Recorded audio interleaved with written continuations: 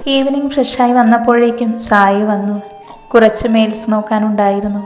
അതൊക്കെ കഴിഞ്ഞപ്പോൾ ഞങ്ങൾ മാൻഷനിലെ ലോണിൽ വന്നിരുന്നു. ഈ ഗാർഡൻ ഏരിയ കുറച്ച് സ്പെഷ്യലാണ്. മാൻഷനിലും ഔട്ട് ഹൗസിലുമുള്ള 3 ഗാർഡൻസ് ഉണ്ട്. ഇവിടെ സംതിങ് സ്പെഷ്യൽ ഫീലിങ്സ് ആണ്. നീ എന്ത് ആലോചിച്ചിരിക്കുവാ ആദി? ഏയ് ഒന്നുമില്ല. എങ്ങനെയുണ്ട്? അരപ്പിരി പോയതാണെന്ന് തോന്നുന്നേ. അധികം സംസാരിക്കില്ലെന്ന് തോന്നുന്നു. എപ്പോഴും ഡ്രീം വേൾഡിലാണെന്ന് തോന്നുന്നേ. എന്താ മോനെ സംതിങ്? ദേ എന്നെ കൊണ്ടൊന്നും പറയിപ്പിക്കരുത്. അല്ല, നിന്റെ എങ്ങനെയുണ്ട്? നീ പറഞ്ഞതുപോലെ തന്നെ വർക്ക് ചെയ്യുന്നുണ്ട്. അത്യാവശ്യം മടിയുണ്ടെന്ന് തോന്നുന്നു. പിന്നെ ഓരോ എക്സ്പ്രഷൻസ് ഇടുന്നത് കാണാം. മേ ബി എന്തേലും മെർമർ ചെയ്യുന്നതാവും. ഓ അപ്പം അങ്ങനെയാണ്. പിന്നെ ഇവർ തമ്മിൽ റിലേഷൻഷിപ്പ് ഉണ്ട്. കസിൻസാണ്. ജാനകിയുടെ പേരൻസ് നോട്ട് അലൈവ്. അഞ്ജലിയുടെ ഫാദറും ഇപ്പോൾ 2 പേർക്കും ഗാർഡിയൻ. 1 മിസ്റ്റർ ലക്ഷ്മി അഞ്ജലിയുടെ അമ്മയാണ്. നീ ബയോ കണ്ടല്ലേ? പിന്നെ ഈ ഡീറ്റെയിൽസ് പുറത്തറിയണ്ട. നമ്മുടെ സ്റ്റാഫ്സാണ്. സോ അവരുടെ ഡീറ്റെയിൽസ് സെക്യൂർ ആയിരിക്കണം. ഓക്കേടാ. പിന്നെ ഇന്നും ഐഷു ആൻറ്റി എന്നെ കണ്ടിരുന്നു. എലോക് അങ്കിളിൻ്റെ കാര്യം പറയാനായി. വേണ്ട സായി, എനിക്ക് പപ്പയോട് വെറുപ്പില്ല. പക്ഷേ ആ മനുഷ്യനോടുള്ള ദേഷ്യം ഈ ജന്മം മാറില്ല. എനിക്കറിയാം പപ്പയെ ചതിയൽപ്പെടുത്തിയതാണെന്ന്. പക്ഷേ അത് കാരണം എനിക്ക് നഷ്ടമായത് എൻ്റെ മാളുവിനെയാണ്. ഒരിക്കലും തിരിച്ചു വരാതിരിക്കില്ലേ? പാവമായിരുന്നില്ലേ എൻ്റെ മാളു? അവൾക്ക് ഞാൻ ജീവനായിരുന്നില്ലേ? എന്നിട്ടും എനിക്ക് നിസ്സഹായനാവേണ്ടി വന്നില്ലേ? ആദി, നത്തിങ് മാൻ. ഇന്നും പപ്പ ഇതിന് കാരണമാണെന്ന് പറയുന്നില്ല. എൻ്റെ അന്വേഷണം പോലും വഴിതിരിച്ചു വിടുന്നു. എന്താ ഞാൻ ചെയ്യുക? എങ്ങനെയാ അയാളോട് ഞാൻ ക്ഷമിക്കുക? ഇല്ല, കഴിയില്ല എനിക്ക് ഈ ജന്മം. എൻ്റെ മാളുവിനെ ഇല്ലാതാക്കിയവരെ നശിപ്പിക്കും ഞാൻ. കൊല്ലില്ല, കൊല്ലാതെ കൊന്നിരിക്കും ഓരോ നിമിഷവും. അസ്ഥികളുടെയുന്ന വേദന അനുഭവിച്ച അവസാനം സ്വയം ജീവിതം അവസാനിപ്പിക്കും. ആദിദേവിൻ്റെ പക തുടങ്ങുവാൻ പോകുന്നതേയുള്ളൂ. രാവണക്രോധത്തിൽ സർവവും സംഹാരമായിരിക്കും. ഒന്നിനും ഞാൻ നിന്നെ തടയില്ല ആദി. പക്ഷേ ഈ യുദ്ധത്തിൽ ആദ്യം മുതൽ അവസാനം വരെ നിന്റെ സാരഥി ഞാനായിരിക്കും, ഞാൻ മാത്രം. സായി, വേണ്ട ആദി, ഇനിയൊരു തർക്കം വേണ്ട. സായി ജീവനോടെ ഉള്ള നാൾ വരെ ആദിദേവിന് ഒറ്റയ്ക്ക് യുദ്ധം ചെയ്യാൻ കഴിയില്ല. അത് ഞാൻ സമ്മതിക്കില്ല. സായി തന്നെയാണ് ആദി, അന്നും ഇന്നും എന്നും. സായി ഒന്ന് പുഞ്ചിരിച്ചു. ഇതേ സമയം ഹോസ്റ്റലിൽ നമ്മുടെ ചെല്ലക്കുട്ടികൾ അന്താക്ഷരി കളിക്കുന്നു. ഉള്ളത് പറയാലോ, പെറ്റ തള്ള സഹിക്കില്ല. പാടി വന്നപ്പോൾ ജാനുവിന് രാവണനെയും അഞ്ജുവിന് ഹിറ്റ്ലറെയും ഓർമ്മ വന്നു. അതോടുകൂടി കുട്ടികൾ പാട്ട് നിർത്തി ചാച്ചാൻ തുടങ്ങി. ഇല്ലേ, രാവിലെ എഴുന്നേൽക്കാൻ വൈകും. പിന്നെന്ത് സംഭവിക്കുന്ന ഓർക്കെ വേണ്ട. ടെറിബിളാണോ? മാൻഷനിൽ എല്ലാവരും ഹാളിൽ ഇരിക്കുന്നുണ്ട്, ഇൻക്ലൂഡിങ് രാവണൻ. ആദിയുടെ ഷോൾഡറിൽ ചാരി നമ്മുടെ ഡോക്ടർ കുട്ടനും മടിയിലായി ആരുവുമുണ്ട്. ആദ്യ 2 പേരെയും ചേർത്ത് പിടിച്ചിട്ടുണ്ട്. കുറേ നേരം കൊണ്ട് മുത്തശ്ശിയാൻ ഐഷു തമ്മിൽ കണ്ണുകൊണ്ട് കഥകളി നടക്കുന്നുണ്ട്. അവസാനം മുത്തശ്ശി തന്നെ തുടങ്ങി. മോനെ ആദി. എന്താ? അല്ല, കല്യാണം. ആരുടെ? അല്ല, നിനക്കൊരു കല്യാണം കഴിക്കാൻ ആഗ്രഹമുണ്ടെന്ന് എനിക്ക് തോന്നി. അപ്പോൾ പിന്നെ ഞാൻ നിനക്ക് പറ്റിയ പെൺപിള്ളേരെ നോക്കട്ടെ? ആദി ദേഷ്യത്തോടെ നോക്കി. വേണ്ടേ? വേണോ? എന്നാ വേണ്ടല്ലേ? മുത്തശ്ശിയല്ലേ പറയുന്നത് ഞാൻ രാവണനാണെന്ന്. അങ്ങനെയെങ്കിൽ രാവണന് സീത സ്വന്തമാകില്ലല്ലോ. സീത രാമൻ്റെ അല്ലേ? ആദിയുടെ ഈ ചോദ്യത്തിൽ ഒരു നിമിഷം എല്ലാവരും മൗനം പാലിക്കും. പിന്നെ മുത്തശ്ശിയെ കൂർപ്പിച്ചു നോക്കും. സ്വാഭാവികം. ആദ്യ ഒരു വിജയച്ചിരിയോടെ ഐശുവിനെയും മുത്തുവിനെയും നോക്കും. എന്നാൽ പതിയെ മുത്തുവിൻ്റെ ചൊടിയിൽ പുഞ്ചിരി വിടർന്നു. എല്ലാവരും സംശയത്തോടെ മുത്തുവിനെ നോക്കും. മുത്തു പതിയെ എഴുന്നേറ്റ് ആദിയുടെ മുന്നിൽ നിൽക്കും. എഴുന്നേൽക്കാൻ തുനിഞ്ഞ ആദിയെ തടഞ്ഞുകൊണ്ട് മുത്തു പറഞ്ഞു. ചെക്കനെ എണീറ്റ് നിന്ന മുത്തുയെ എണി വെക്കേണ്ടി വരും. അതാണ്. നീ പറഞ്ഞത് സത്യമാണ് ആദുട്ട. മുത്ത് സീരിയസ്ലി ആദിയെ ഇങ്ങനെയാണ് വിളിക്കുന്നേ.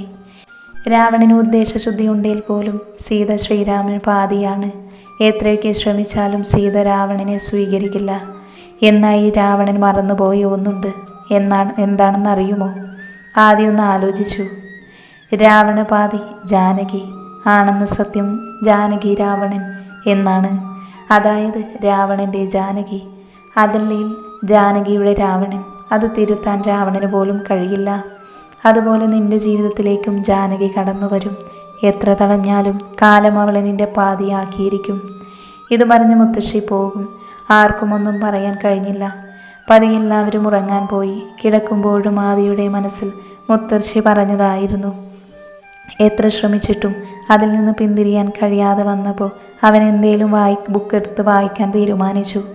ഒരുപാട് തിരയുന്നതിന് മുന്നേ അവന് അട്രാക്ഷൻ തോന്നിയ ഒരു ബുക്ക് എടുക്കും. അതുകൊണ്ട് ബാൽക്കണിയിൽ ചെന്നിരിക്കും. പതിയെ ഓരോ പേജുകളായി മുന്നോട്ട് പോകെ ബാക്കി പിന്നത്തേക്ക് മാറ്റിവെച്ച് ബുക്ക് അടച്ചു വയ്ക്കാൻ തുനിയുമ്പോഴാണ് കാറ്റ് വീശി പുസ്തകത്താളുകൾ മാറിയത്. അവസാനം അതൊരു പേജിൽ ചെന്ന് നിൽക്കും. ഏതോ ഉൾപ്രേരണയാൽ അവനത് വായിക്കും.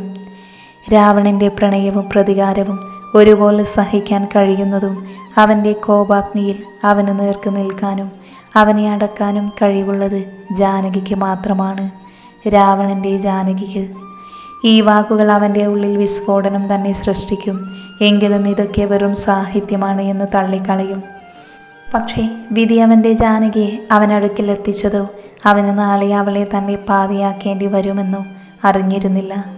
പ്രകൃതി മനോഹരമായൊരു ക്ഷേത്രം. അവിടെ വിഗ്രഹത്തിന് മുന്നിലായൊരു പെൺകുട്ടി നിൽക്കുന്നു. അവളുടെ കണ്ണുകൾ തോരാ മഴ പോലെ പെയ്യുന്നു. ഇന്ന് തൻ്റെ കല്യാണമാണ്. പക്ഷേ ഇതായിരുന്നു താൻ ആഗ്രഹിച്ചിരുന്നത്. ഇതെനിക്ക് അർഹതപ്പെട്ടതാണോ? അറിയില്ല, ഒന്നും അറിയില്ല. ജീവനുണ്ടോ എന്ന് പോലും. അവളുടെ അരികത്തായി ഒരു യുവാവ് വന്നു നിന്നു. അവൻ്റെ സാമീപ്യം അറിഞ്ഞിട്ടും അവൾ മുഖം ഉയർത്തി നോക്കാൻ തുനിഞ്ഞില്ല. മന്ത്രോച്ചാരണം കേൾക്കുന്നുണ്ട്. അവളുടെ മുന്നിലൊരു താലി വെളിവായി. പതിയെ അവൻ അവൾക്കത് ചാർത്തി കൊടുത്തു. അവളുടെ സീമന്തരേഖ ചുവപ്പിച്ചൊരു നോട്ടം.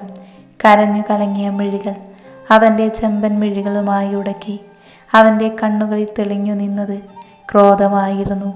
എന്നാൽ അതിൽ അവളോടുള്ള വാത്സല്യമുണ്ടായിരുന്നു, കരുണയുണ്ടായിരുന്നു, സഹതാപമുണ്ടായിരുന്നു. അതിലുപരി അവൾ അനുഭവിക്കുന്ന വേദന അവൻ്റെ മിഴികളിൽ തെളിഞ്ഞു നിന്നു.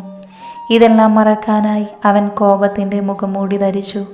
പക്ഷേ ആ മുഖംമൂടി നിഷ്പ്രയാസമില്ലാതാക്കാൻ അവൾക്ക് കഴിയുമെന്ന് ആ നിമിഷം അവൻ അറിഞ്ഞിരുന്നില്ല. നിന്നോട് എനിക്കുള്ളത് വെറുപ്പ് മാത്രമാണ് ജാനകി. അമ്മേ! പെട്ടെന്നാണ് ജാനകി ഉണർന്നത്. ഞാൻ കണ്ടത് സ്വപ്നമായിരുന്നു. അതെന്താ അങ്ങനെയൊന്ന്? ഒരു പൂർണ്ണമാകാത്ത കഥ പോലെ സ്വപ്നത്തിൽ ഞാൻ കണ്ടത് എന്നെ തന്നെയാണ്. പക്ഷേ ആരായിരിക്കും ആ ചെമ്പൻ മിഴികൾ? എന്തിനായിരിക്കും എന്നോട് ദേഷ്യം? ഞാൻ അവൻ്റെ മുഖം വ്യക്തമായി കണ്ടതല്ലേ? എന്നിട്ടും എനിക്ക് ഓർമ്മ കിട്ടുന്നില്ല. വെറും സ്വപ്നമാണെന്ന് തള്ളിക്കളയാൻ കഴിയുന്നില്ല. എന്തൊക്കെയോ പരീക്ഷണം വരാനുള്ളതുപോലെ. കണ്ണ, എനിക്കറിയില്ല ഇനി എന്ത് സംഭവിക്കുമെന്ന്. വിധിയെ തടുക്കാനാകില്ലെന്നറിയാം. എന്നിരുന്നാലും ഞാൻ കാരണം ആരും വേദനിക്കാനിടയാകരുതേ. ആ വാക്കുകൾ ഹൃദയത്തിൽ തറച്ച പോലെ വല്ലാത്ത വേദനിപ്പുന്നുണ്ട്. പക്ഷേ എന്തിന്? അവൾ വാച്ചിലേക്ക് നോക്കി. തൽക്കാലം ചിന്തകൾക്ക് വിരാമമിട്ടുകൊണ്ട് ഫ്രഷാകാൻ കയറി. ഫ്രഷായിറങ്ങിയ ജാനു കാണുന്നത് സുഖമായി ഉറങ്ങുന്ന അഞ്ജുവിനെയാണ്. സഹിക്കാൻ പറ്റുമോ? കൊടുത്തു അസ്സല് ചവിട്ട്. പാവം അഞ്ജു ഭൂമിദേവിയെ വണങ്ങി. പിന്നെ രണ്ടെണ്ണവും ആടിപ്പാടി ഓഫീസിലേക്ക് പോയി. Crystal mansion.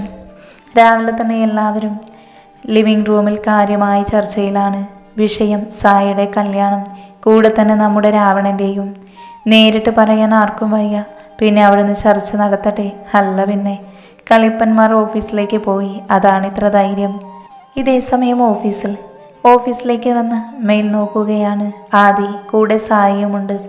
അപ്പോഴാണ് വർമ്മ ഗ്രൂപ്പിൻ്റെ മെയിൽ ശ്രദ്ധയിൽപ്പെട്ടത്. വർമ്മ ഗ്രൂപ്പ് ഇവരുടെ തന്നെയാണ്. അതെല്ലാം ഡയറക്റ്റ് കൈകാര്യം ചെയ്യുന്നത് അലോക് വർമ്മയാണ്.